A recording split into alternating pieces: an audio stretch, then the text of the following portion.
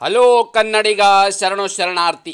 ಇವತ್ತು ನಮ್ಮ ಜಾಬ್ ಸರ್ಚಿನಲ್ಲಿ ಗ್ರಾಮ ಪಂಚಾಯತಿ ಹುದ್ದೆಗಳ ಭರ್ತಿಗೆ ಅರ್ಜಿಗಳನ್ನು ಆಹ್ವಾನಿಸಲಾಗಿದ್ದು ಯಾವುದೇ ರೀತಿಯ ಎಕ್ಸಾಮನ್ನು ಇರುವುದಿಲ್ಲ. ದ್ವಿತೀಯ PUC ಪಾಸ್ ಆಗಿರ್ತಕ್ಕಂಥ ಅಭ್ಯರ್ಥಿಗಳಿಗೆ ಮಾಸಿಕ ರೂಪಾಯಿ 17,606 ರೂಪಾಯಿ ವೇತನವಿದ್ದು, ಇದೇ ರೀತಿ ರಾಜ್ಯ ಸರ್ಕಾರ ಮತ್ತು ಕೇಂದ್ರ ಸರ್ಕಾರದ ಹೊಸ ಉದ್ಯೋಗ ಮಾಹಿತಿಗಾಗಿ ನಮ್ಮ ಯೂಟ್ಯೂಬ್ ಚಾನಲ್ನ ಸಬ್ಸ್ಕ್ರೈಬರ್ ಜೊತೆಗೆ ಬೆಲ್ ಐಕನ್ ಕ್ಲಿಕ್ ಮಾಡೋದನ್ನು ಮರೆಯಬೇಡಿ. ಕೊಡಗು ಡಿಸ್ಟಿಕ್ ಗ್ರಾಮ ಪಂಚಾಯತಿ ರಿಕ್ರೂಟ್ಮೆಂಟ್ 2025 ಹೊಸ ಅಧಿಸೂಚನೆಯನ್ನು ಪ್ರಕಟವಾಗಿದೆ. ಕೊಡಗು ಜಿಲ್ಲೆ ವ್ಯಾಪ್ತಿಯ ಗ್ರಾಮ ಪಂಚಾಯತಿಗಳಲ್ಲಿ ಖಾಲಿ ಇರುವ ಗ್ರಾಮ ಪಂಚಾಯತಿ ಗ್ರಂಥಾಲಯ ಮತ್ತು ಮಾಹಿತಿ ಕೇಂದ್ರಗಳ ಮೇಲ್ವಿಚಾರಕ ಹುದ್ದೆ ಭರ್ತಿಗೆ ಅರ್ಹ ಹಾಗೂ ಆಸಕ್ತ ಅಭ್ಯರ್ಥಿಗಳಿಂದ ಅರ್ಜಿ ಆಹ್ವಾನಿಸಲಾಗಿದೆ. ಹುದ್ದೆಗಳ ಭರ್ತಿಗೆ ಸಂಬಂಧಿಸಿದಂತೆ ಕರ್ತವ್ಯ ಸ್ಥಳ, ಶೈಕ್ಷಣಿಕ ಅರ್ಹತೆ, ವಿದ್ಯಾವೇತನ ಮತ್ತು ಹುದ್ದೆಗಳ ವಿವರ ಹಾಗೂ ಅರ್ಜಿ ಸಲ್ಲಿಕೆ ವಿಧಾನ ಈ ಕಂಪ್ಲೀಟಾಗಿ ಫುಲ್ ನೋಟಿಫಿಕೇಷನ್ ಬಗ್ಗೆ ನಾನು ನಿಮಗೆ ಇಲ್ಲಿ ವಿವರವನ್ನು ಕೊಡುತ್ತೇನೆ. ಈ ವಿಡಿಯೋನ ಸ್ಕಿಪ್ ಮಾಡದೆ ಕೊನೆ ತನಕ ನೋಡಿ. ಹುದ್ದೆಗಳ ವಿವರವನ್ನು ನೋಡೋದಾದರೆ, ಗ್ರಾಮ ಪಂಚಾಯತಿ ಗ್ರಂಥಾಲಯ ಮತ್ತು ಮಾಹಿತಿ ಕೇಂದ್ರ ಮೇಲ್ವಿಚಾರಕಿರ್ತಕ್ಕಂಥ ಹುದ್ದೆಗಳನ್ನು ಕಲ್ಪ ಮಾಡಿದ್ದು. ಹಾಗಾದರೆ ಈ ಕರ್ತವ್ಯ ಸ್ಥಳ ಎಲ್ಲಿಯಪ್ಪ ಅಂತ ನೋಡೋದಾದರೆ, ಹುದ್ದೆಗೆ ಆಯ್ಕೆಯಾದ ಅಭ್ಯರ್ಥಿಗಳು ಕೊಡಗು ಜಿಲ್ಲೆಯ ಗ್ರಾಮ ಪಂಚಾಯತಿ ಕೆಲಸವನ್ನು ನಿರ್ವಹಿಸಬೇಕಾಗುತ್ತೆ. ಅಂದರೆ ಈ ಕೊಡಗು ಜಿಲ್ಲೆಯಲ್ಲಿರ್ತಕ್ಕಂಥ ಗ್ರಾಮ ಪಂಚಾಯತಿಗಳಲ್ಲಿ ತಾವು ಕಾರ್ಯವನ್ನು ನಿರ್ವಹಿಸಬೇಕಾಗುತ್ತೆ ಸೆಲೆಕ್ಟ್ ಆಗಿರ್ತಕ್ಕಂಥ ಅಭ್ಯರ್ಥಿಗಳು. ಹಾಗಾದರೆ ಖಾಲಿ ಇರುವ ಒಟ್ಟು ಹುದ್ದೆಗಳ ಸಂಖ್ಯೆ ಕೂಡ ನೋಡೋದಾದರೆ, ಒಟ್ಟು ಇಲ್ಲಿ 10 ಹುದ್ದೆಗಳನ್ನು ಭರ್ತಿಗೆ ಅರ್ಜಿಗಳನ್ನು ಆಹ್ವಾನಿಸಿದೆ. ಎಷ್ಟು ಹುದ್ದೆಗಳು ಇರ್ತಕ್ಕಂಥದ್ದು? 10 ಹುದ್ದೆಗಳು. ಹಾಗಾದರೆ ಈ 10 ಹುದ್ದೆಗಳು ಎಲ್ಲೆಲ್ಲಿ ಕರೆದಿದ್ದಾರೆ, ಎಷ್ಟು ಅಂತ ನೋಡೋದಾದರೆ ತಾವುಗಳು ಗಮನಿಸಬಹುದು. ತಾಲೂಕು, ಗ್ರಾಮ ಪಂಚಾಯತಿ ಮತ್ತು ಮೀಸಲಾತಿ ಮತ್ತು ಸಮತಲ ಮೀಸಲಾತಿ ಈ ಏನು ಲಿಸ್ಟ್ ಇದೆ ಅಲ್ವಾ, ತಾವುಗಳು ಗಮನಿಸ್ತಾ ಇದ್ದೀರಿ. ಓಕೆ, ಈ ಲಿಸ್ಟದ ಪ್ರಕಾರ ಏನು ವಿರಾಜಪೇಟೆ, ಓಕೆ, ಆಮೇಲೆ ವಿರಾಜಪೇಟೆ ಮತ್ತು ಪೊನ್ನಂಪೇಟೆ, ಸೋಮವಾರಪೇಟೆ, ಓಕೆ, ಈ ಥರದ್ದೇನು ಕುಶಾಲನಗರ ಏನು ಈ ಥರ ಇದ್ದಾವೆ, ಯಾವೆಲ್ಲ ಗ್ರಾಮ ಪಂಚಾಯತಿಗಳು ಇದ್ದಾವೆ ಅಂತ ಕೂಡ ನೋಡ್ಬೋದಾಗಿದೆ. ಸೊ ಈ ಥರದ ಒಂದು ತಾಲೂಕು ಮಟ್ಟದಲ್ಲಿರ್ತಕ್ಕಂಥ ಏನು ಗ್ರಾಮ ಪಂಚಾಯತಿಗಳಿಗೆ ಈ ಹುದ್ದೆಗಳನ್ನು ಕಲ್ಪನೆ ಮಾಡಿರ್ತಾರೆ.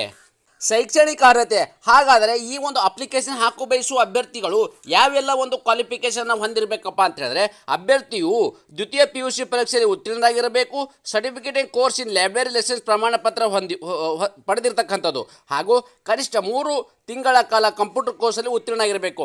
ಮೊದಲೇದಾಗಿ ಏನಪ್ಪ ಅಂದರೆ, ನೀವು ದ್ವಿತೀಯ PUCನ ಕಂಪ್ಲೀಟ್ ಮಾಡ್ಕೊಂಡಿರಬೇಕಾಗತ್ತೆ. ಇದರ ಜೊತೆಗೆ ಲೈಬ್ರರಿ ಕೋರ್ಸ್ ಅಂದರೆ ಪ್ರಮಾಣ ಪತ್ರ ಅಂದರೆ ನೀವು ಲೈಬ್ರರಿ ಕೋರ್ಸನ್ನು ಮಾಡಿರಬೇಕಾಗತ್ತೆ.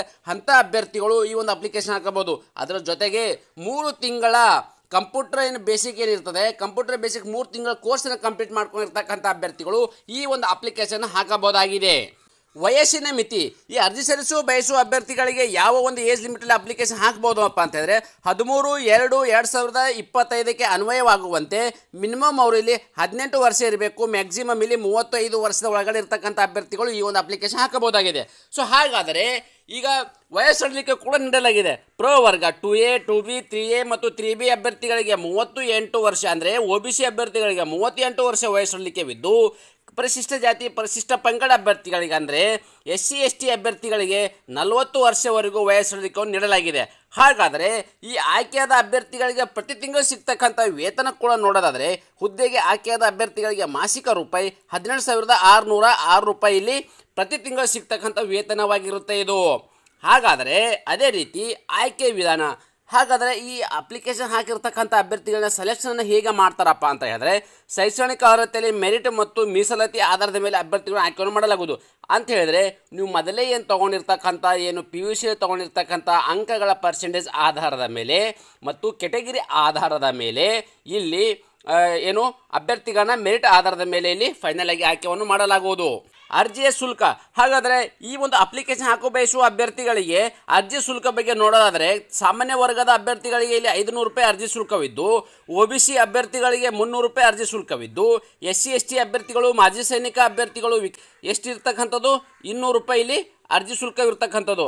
ಅದೇ ರೀತಿ ಎಲ್ಲ ವಿಧಗಳ ವಿಕಲಚೇತರಿಗೆ, ಅಂದರೆ ನೀವು ಹ್ಯಾಂಡಿಕ್ಯಾಪ್ಟ್ ಅಭ್ಯರ್ಥಿಗಳಾದರೆ ಅವರಿಗೆ ಇಲ್ಲಿ ಕೇವಲ 100 ರೂಪಾಯಿ ಅರ್ಜಿ ಶುಲ್ಕವಿದೆ.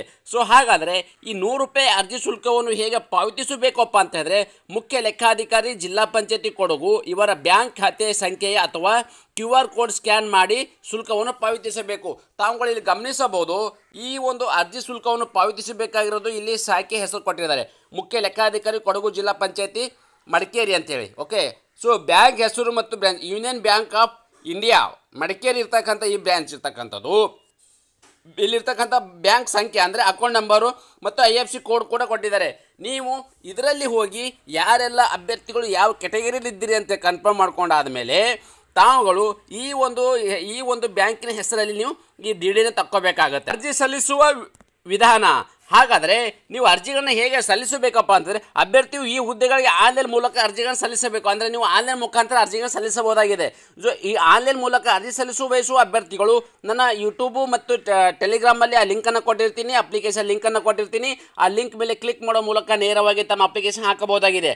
ಅದೇ ರೀತಿ ನೀವು ಅಪ್ಲಿಕೇಶನ್ ಹಾಕುವ ಮುಂಚೆನೇ ಈ ಒಂದು ಏನು ಅಪ್ಲಿಕೇಶನ್ ಫೀ ಇದೆ DD ತಕ್ಕೊಂಡ್ಬಿಟ್ಟು ನೀವು ಆಮೇಲೆ ಅಪ್ಲಿಕೇಶನ್ ಹಾಕಿ. ಅರ್ಜಿ ಸಲ್ಲಿಕೆ ನಿಗದಿಪಡಿಸಿದ ದಿನಾಂಕಗಳ ಬಗ್ಗೆ ವಿವರವನ್ನು ನೋಡೋದಾದರೆ 27 ಜನವರಿ 2025 ಪ್ರಾರಂಭವಾಗಿದ್ದು ಅರ್ಜಿ ಸಲ್ಲಿಸಲು ಕೊನೆಯ ದಿನಾಂಕ 13 ಫೆಬ್ರವರಿ 2025. ಇದೇ ತಿಂಗಳು 13ಕ್ಕೆ ಇದು ಕೊನೆಗೊಳ್ಳಲಿದ್ದು ಇಷ್ಟು ಒಳಗಡೆ ತಮ್ಮ ಅಪ್ಲಿಕೇಶನ್ ಎಲ್ಲ ರೀತಿಯಲ್ಲಿ ಹಾಕಿ. ಇದೇ ರೀತಿ ಹೊಸ ಉದ್ಯೋಗ ಮಾಹಿತಿಗಾಗಿ ನಮ್ಮ ಯೂಟ್ಯೂಬ್ ಚಾನಲ್ ಸಬ್ಸ್ಕ್ರೈಬರ್ ಜೊತೆಗೆ ಬೆಲ್ ಐಕನ್ ಕ್ಲಿಕ್ ಮಾಡೋದನ್ನು ಮರೆಯಬೇಡಿ.